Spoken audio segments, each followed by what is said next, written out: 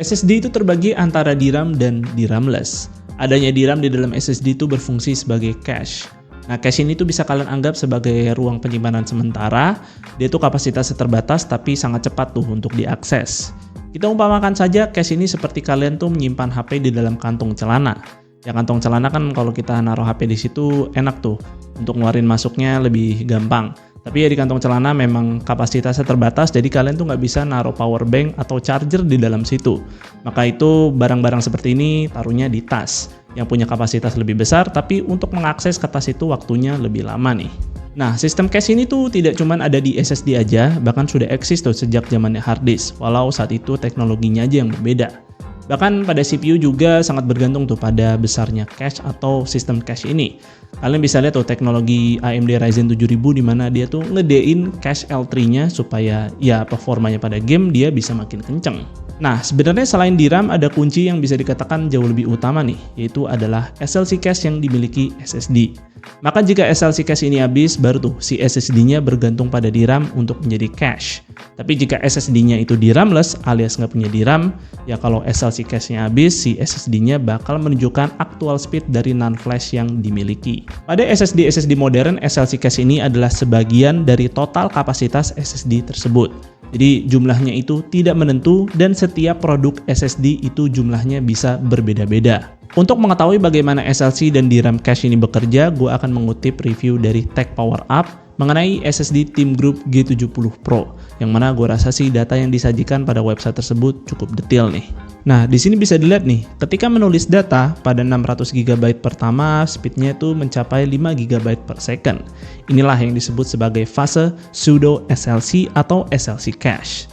Setelah itu speednya akan turun ke 2 GB per second, yang mana di sini cache-nya akan ditopang oleh DRAM. Sampai 1,4 TB kemudian speednya tuh drop ke 800 MB per second, yang mana inilah speed asli dari SSD tersebut ketika semua sistem cache-nya habis.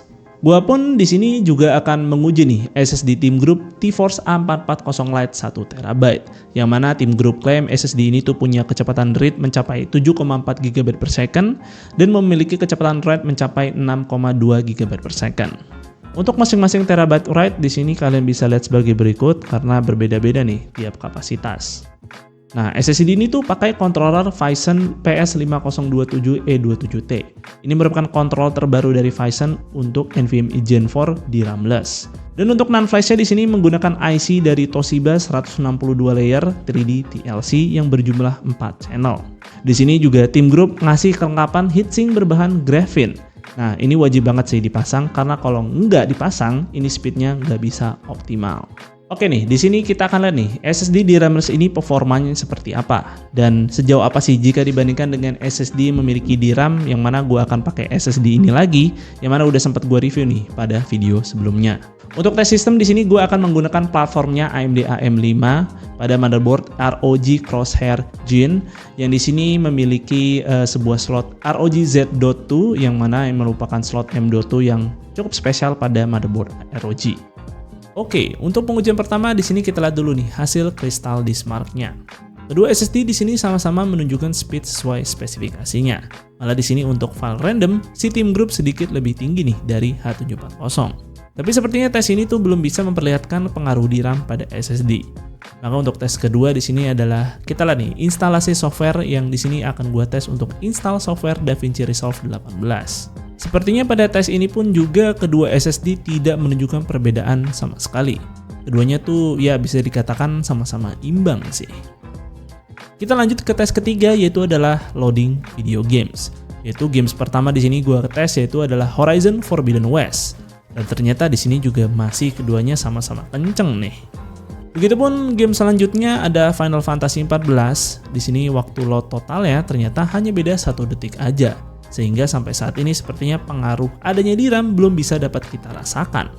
Maka dari itu sekarang kita coba move on nih. Sekarang kita coba pindahkan file yang besar, yaitu adalah file video games dari Cyberpunk 2077 dengan size 61 GB.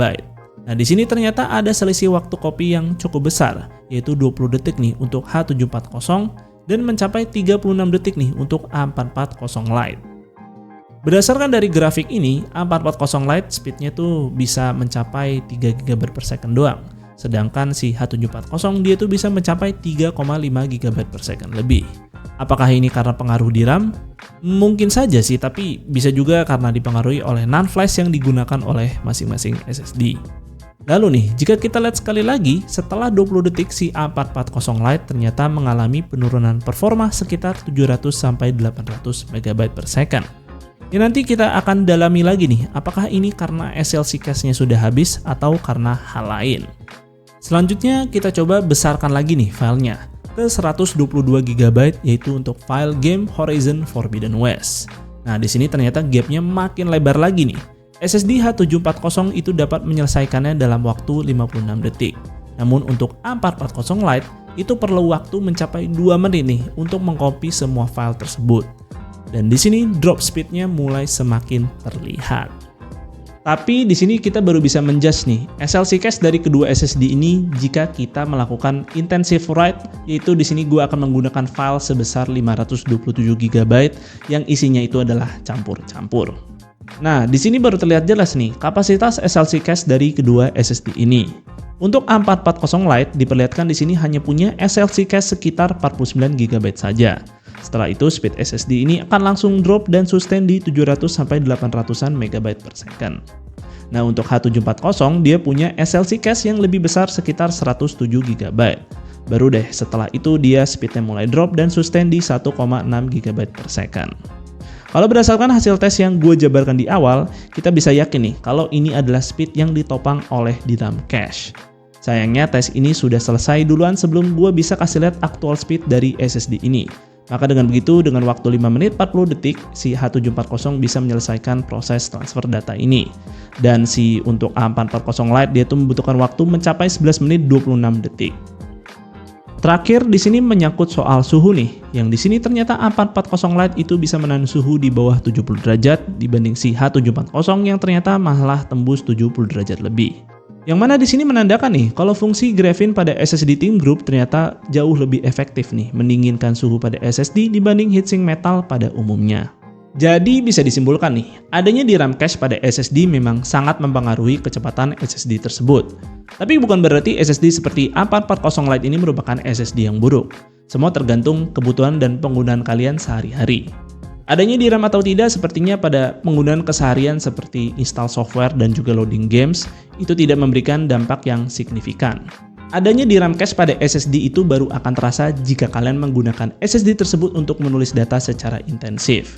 Itu pun jika proses tersebut memang melampaui kapasitas LCC cache dari SSD yang kalian miliki. Jadi apakah keseharian kalian tuh menulis file puluhan hingga ratusan gigabyte? Jika memang ya, maka sepertinya kalian lebih baik consider SSD yang memiliki DRAM. Tapi kalau kalian kesehariannya itu cuma install game, kemudian juga install software Windows, gue rasa sih tidak ada salahnya memilih SSD seperti A440 Lite ini. Malah kalian bisa hemat ratusan ribu karena dengan 1,3 jutaan aja kalian udah dapat SSD yang mencapai speed 7 GB per second. Yang di harga tersebut sepertinya gue lihat tuh masih banyak ya yang speednya cuma 5 GB per second. Cuman memang gue berharap di sini sih si SSD ini tuh punya jumlah SLC cache yang jauh lebih gede lagi karena kan dia di RAM-less sehingga kecepatan optimalnya tuh bergantung pada jumlah SLC cache yang dimiliki SSD ini. Tapi sayang dia cuma 49 GB aja. So, gimana nih menurut kalian mengenai konten kali ini? Semoga konten ini bermanfaat buat kalian. Jika kalian berkenan, like dan share video ini, dan jangan lupa subscribe channel Suka IT jika kalian nggak mau ketinggalan kontennya. Dan jangan lupa juga follow Suka IT di Instagram dengan nama @suka_it. Gue Fadil dari Suka IT, pamit undur diri, see you on the next video.